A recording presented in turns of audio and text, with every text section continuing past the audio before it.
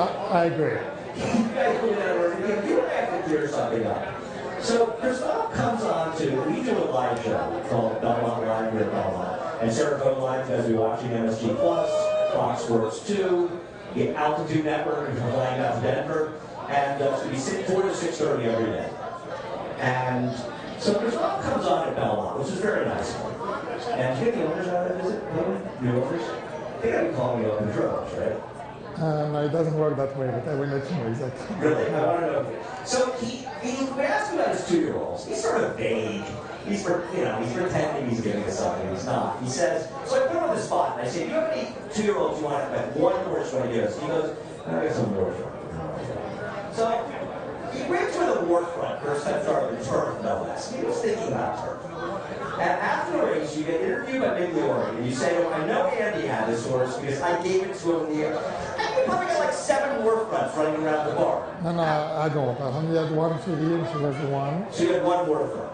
Had the one, no, I've had more than one warfront. Oh, you did? Okay, so I'm not wrong. It was like, that was like a terrible result. I used 3 horses in the race, including your other horse, and didn't use her and cost me the big 4. Yeah, I know, but that's your fault. You're supposed to be a good handicapper, and you should pick up the right one. I picked the one with turf green. I assumed the one with turf green was the one that would run well as well. Listen, I got it right, you got it wrong, that happens, and it's okay.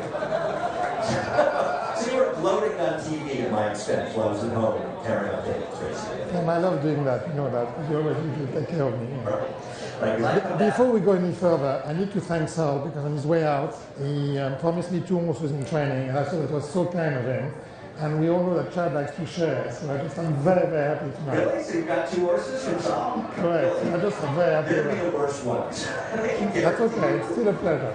So that's the only reason. I knew that was the only reason you came on the show. You heard Saul was going to be here, so that's why you came on. Admit it. The main reason is to be next to you. You're an icon to New York racing, and I feel good, fun, and wonderful. It's a great thing to be here before the meet, and I'm very excited about it. Yeah, as am I. And it's, it's funny with you, and all sort of things aside.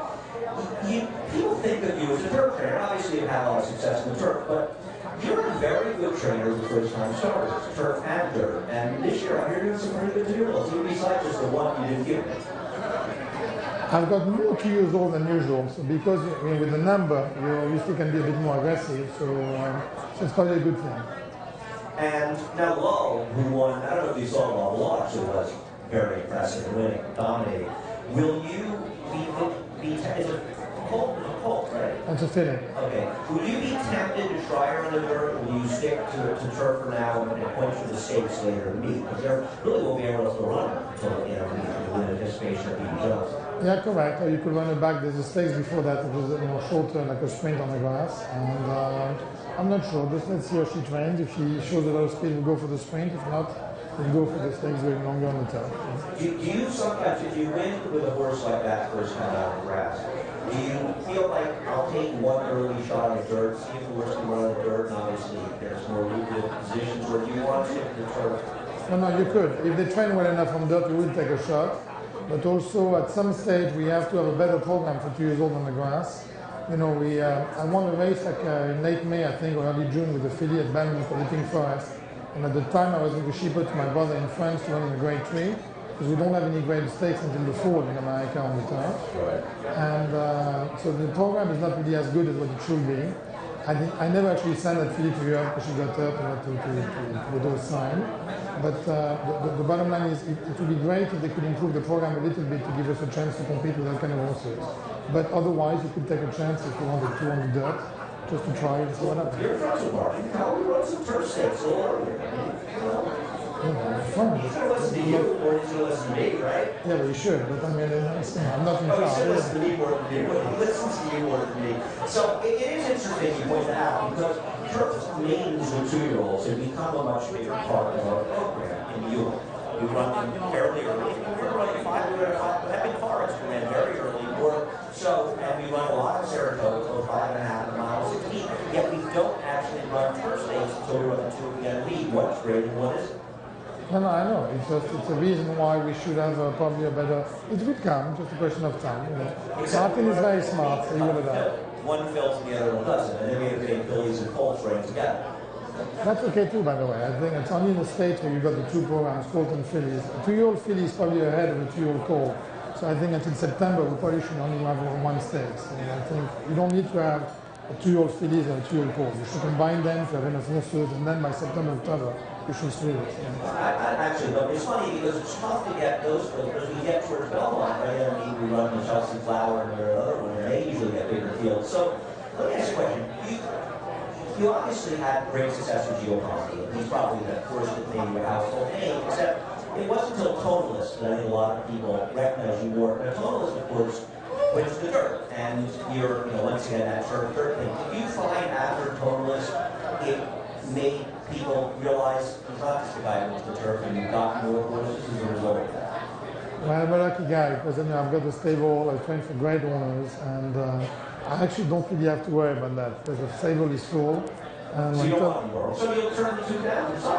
Solly's not interested. No, I will take them. I'll train for all my friends, so he's welcome. No, I mean, your Tonalist was great, and it was the icing on the cake in a way that he never showed a bad race, and even, it was a lot of fun to be around him. But I don't think it actually changed the business of the stable. It did not change the bulk of my owners, and it's the business as usual. Now, it's interesting with Totalist. People talk about the dirt and the race that every trainer wants to win. Do you feel that way, or do you just sort of let it come to you? Oh, no, the Derby would be I never even competed in the Derby, which is a 9. So the Derby is an amazing race. But for some reason, 2 or 3 other races in the States have a very strong feeling for me.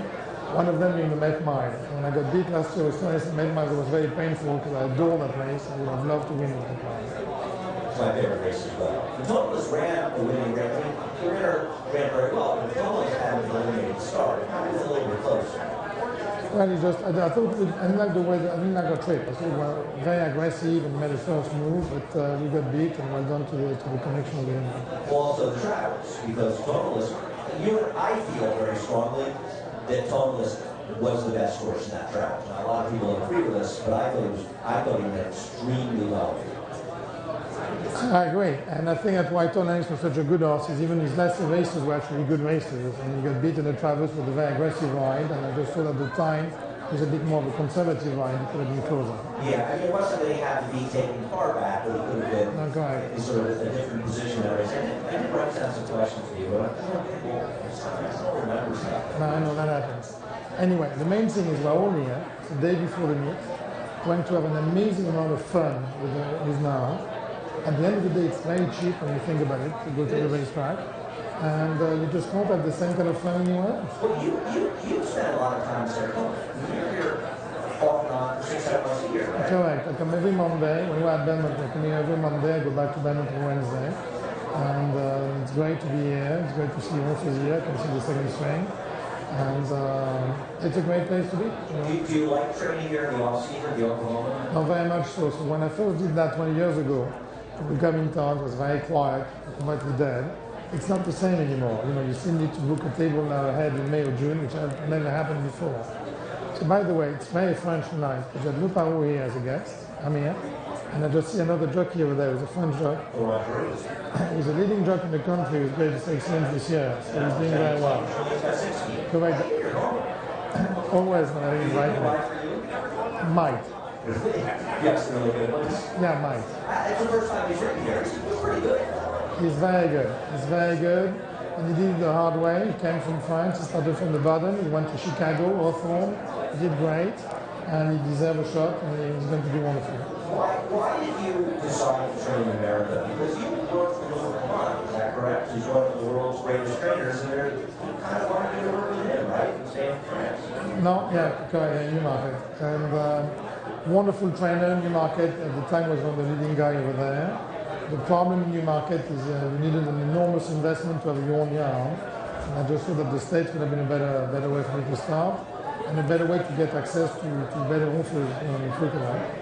And thank God I did it, because life has been good, and I'm lucky to have to be able to train very, very nice horses. What's the biggest difference between training in America and training over here? I don't think there's that big of a difference. I think at the end of the day, it's the same job. You have to win. And it's exactly the same. You have to be working hard, honest, showing up, positive, and try your best.